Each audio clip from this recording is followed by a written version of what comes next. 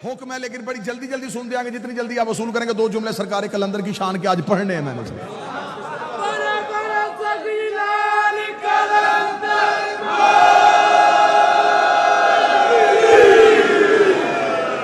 गलत तारफ करवाया तुमने किसी का कि ये अली के जो दीवाने थे, ये मलंग होते थे, फकीर होते थे, गलियों में फिरते थे। गलियों में फिरने वालों का नाम नहीं। आओ मैं तुम्हें बताऊं, जिसके पास आले मोहम्मद की मोहब्बत हो, अमाल खुद उसका तवाफ करते हैं।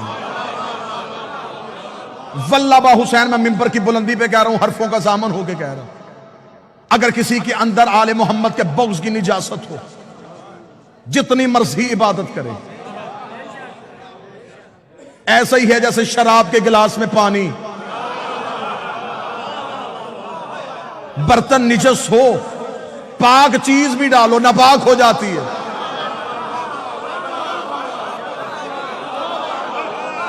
ना आपको दलील अच्छी नहीं लगी तो फिर सर झुकाए ना आप। जिस बंदे को नहीं सुनने, आज उसके लिए इतनी रायत कर सकता, वो कानों में उंगलियां दे सकता है। लेकिन जितने आ गए हो बारगाह में, अब तुम उठ नहीं सकते, क्योंकि फजाइल अली सूरह इसराफील होते हैं। ये जमीन तुराब हिलने ही नहीं देती, कदम जुम्बश नहीं खाते। बंदा फजाइल अली सुन के भागने की कोशिश करे, घर जाके इनकार कर, तेरी मर्जी है। लेकिन जब तक जिक्र अली में बैठा है, बंदा हुसैन के घर में बैठ के हुसैन के बाबे के फजाइल का इनकार नहीं कर सकता।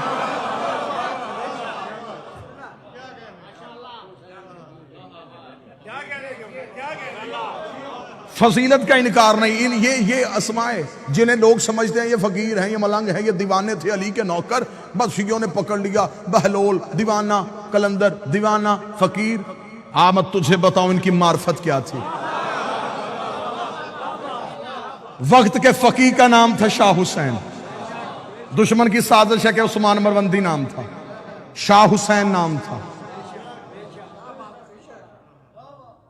इब्राहिम कबीरुद्दीन इब्राहिम मुजाब का बेटा, जो जवान बैठो इब्राहिम मुजाब आज भी हुसैन के पहलू में सोया हुआ है।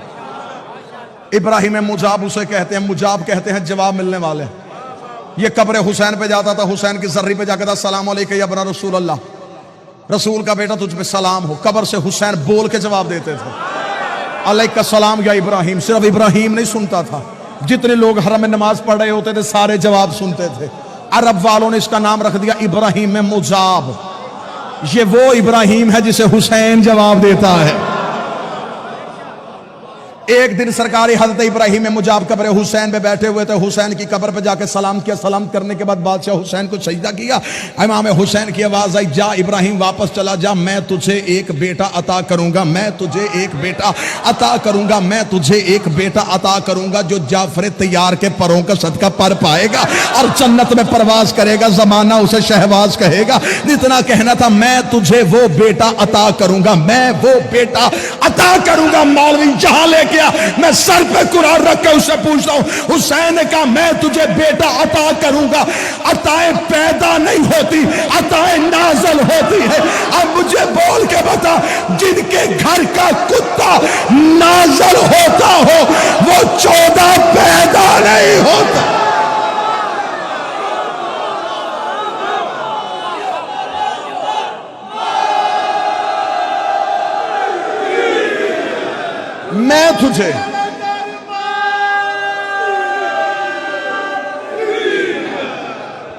मैं तुझे बेटा अता करूंगा।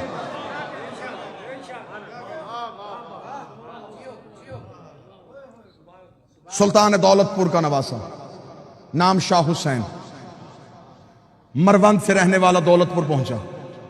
दौलतपुर पहुंचा, शाह जमाल मुजर्रद की बारगाह में पहुंचा। अब साथ मेरा देने आना जितने कलंदरी दीवाने बैठे हो।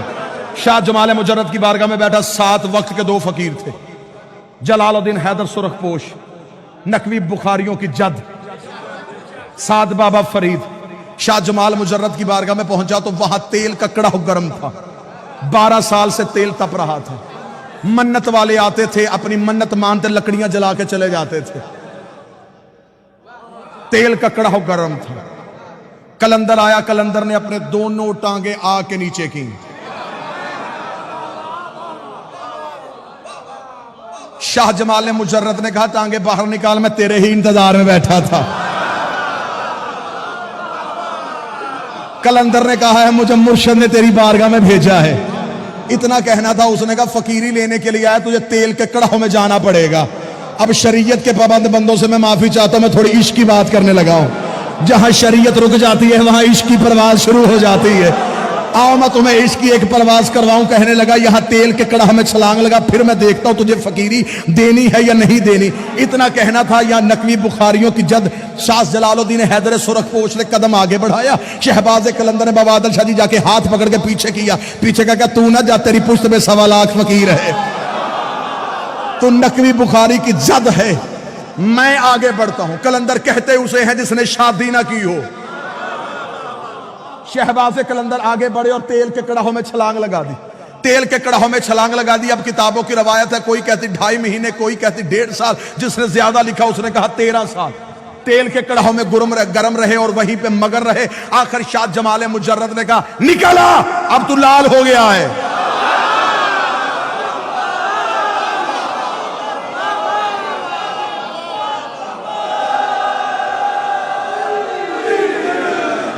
सार उठाए वो बंदा जिसने फकीर के सामने घुटने टेके हैं। बाबा आदिल शाह जी सरदार आगा अली जान वक्त का बहुत बड़ा फकीर था। आपने उसकी दहलीज से ज़दारी सीखी है। आओ जितने फकीर से ज़दारी सीखते रहे हो, जिन्होंने वक्त के फकीर के हाथों से अब्बास का आलम थामा है, निकल बाहर तू लाल हो गया है। कलंदर का बाहर आना था, या खानगाह में दरख्त के पत्तों से आवाज आई, हाजा कलंदर, हाजा कलंदर, हाजा कलंदर, हाजा कलंदर। सारी कायनात के फकीर इकट्ठे किए गदीर की याद में।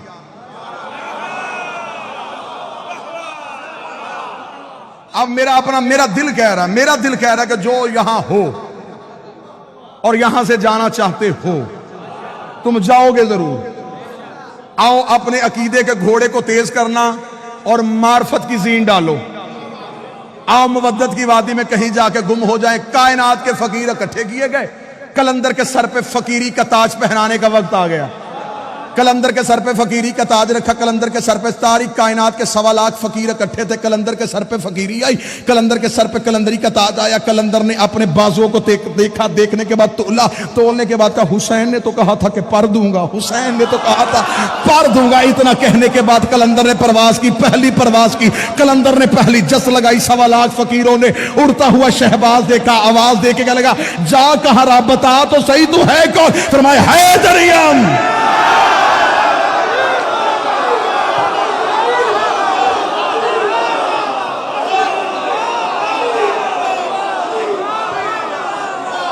इजाजत देना, मैं सारे शेर पढ़ना चाहता हूं। जाफरी साहब वो पढ़ना चाहता हूं जो जमाने ने छुपाए हैं।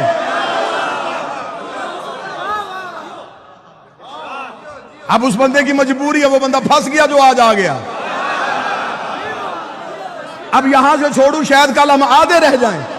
जो आए हो तुम तो लेके जाओ, मैं तो वक्त के इमाम के सामने शर्मिंदा ना हूं। कलंदर ने परवाज की, पहली परवाज की, पहली जस्त लगाई। 1.25 लाख फकीर की आवाजें कौन है? फरमाया हैदरियम, कलंदरम, मस्तम। अगली परवाज की उन्होंने कहा अपना तारफ करवा, बंदाए मुर्तजा अली हसन। 1.25 लाख फकीरों ने हाथ बांध के कहा हमें यहां छोड़ के खुद कहां जा रहा है, हमें यहां छोड़ के खुद कहां जा रहा है। कलंदर ने अगली परवाज देगा, हादिए सालिकान इरफानम।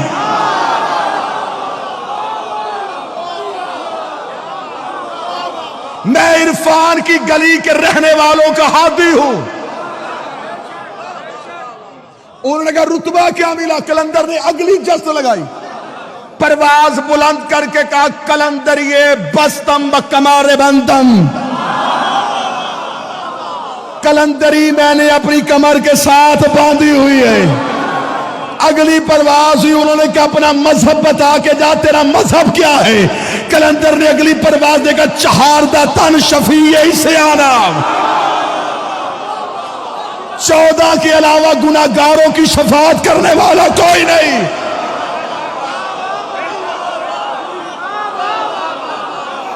चहारदा तन शफी इस्यानम, 14 के अलावा गुनाहगारों की शफाअत करने वाला कोई नहीं।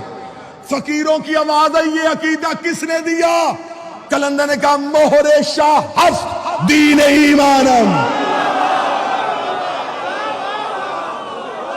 ना ना ना ना, हाथ नहीं कशकोल होना चाहिए। कलंदर ने कहा ये अकीदा मेरी जाती इजाद नहीं, मेरे बादशाह ने मोहर लगाई, दीन भी यही है, ईमान भी यही है।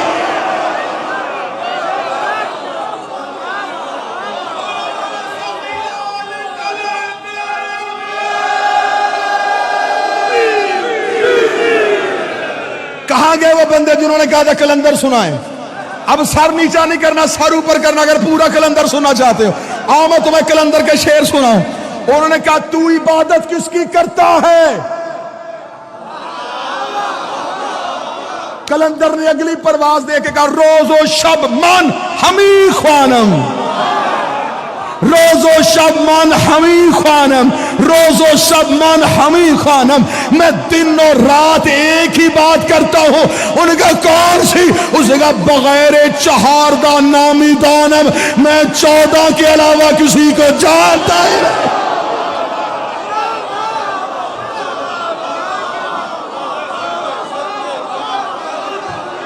तुम मुझे कहते हो, तुम मुझे कहते हो, तुम मानता किसे? मैं 14 के अलावा किसी को जानता ही नहीं।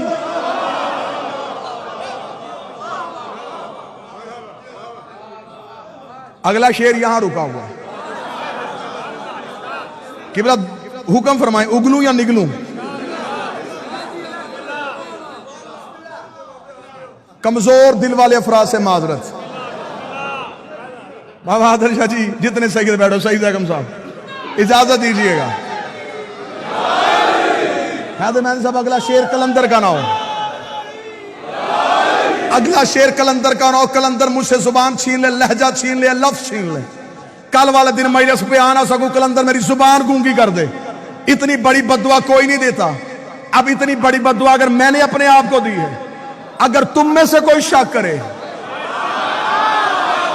मैं बोल ना सकूं, वो सुन ना सके, आइंदा के बाद मौला फिर अगर उसका कान, उसकी बसारत अगर कुछ भी फजाइल अली का देख नहीं सकती, सुन नहीं सकती, फिर वो कुछ सुने ही ना। इतना कहना था या 1.25 लाख फकीरों की आवाज आई, कलंदर हमें इतना तो बता, इतना तो बता, तेरा अकीदा क्या है, तेरा अकीदा क्या है? कलंदर ने अगली परवाज दे के कहा मम बगैर अली ना दानिस्तम, मैं अली के बगैर किसी को नहीं जानता। अली अल्लाह अवल गुफ्तम, मैं पहले दिन से एक ही बात जानता हूं, या अल्लाह है या अली।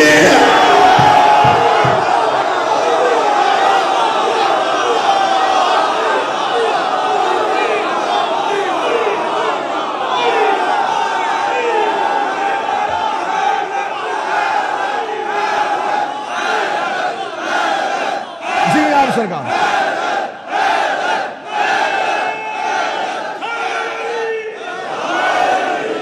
बस बस यहीं पे गुफ्तगू तमाम करते कलंदर ने परवाज़ें शुरू की। कलंदर ने कहा हैदरियम कलंदरम मस्तम बंदाए मुर्तदा अली हस्तम चहारदा तन शफीये इस्यानम मोहरे शाह हस्त दीन ईमानम बगैर चहारदा हस नामिदानम रोज़े अल्लाह अल्लाह अज अवल गुफ्तम। ये कह के कलंदर परवाज़ें बढ़ाता गया, बढ़ाता गया, बढ़ाता गया, बढ़ाता गया।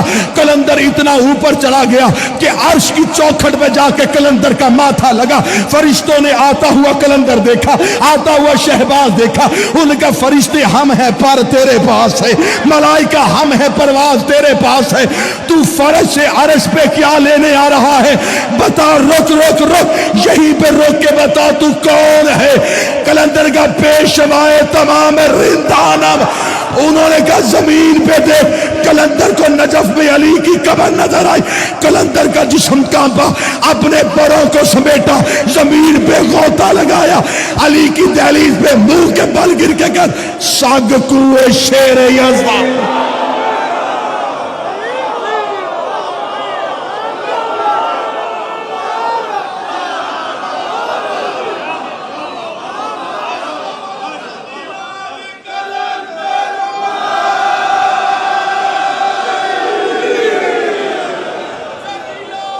बिस्मिल्लाह सरकार।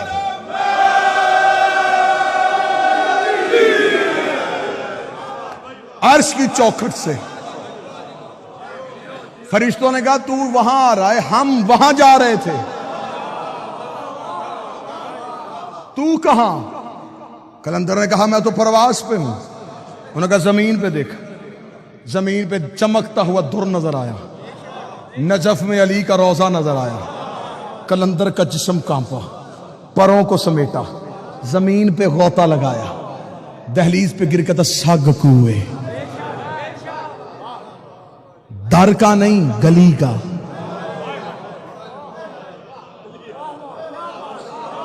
नौकर ने करीब बैठ के फकीर से पूछा था मुकाम जो इतना मिल गया था दरवाजे पे क्यों नहीं आया? उसने गुस्ताख ना बन, दरवाजे पे नबी बैठे थे। मैं गली का।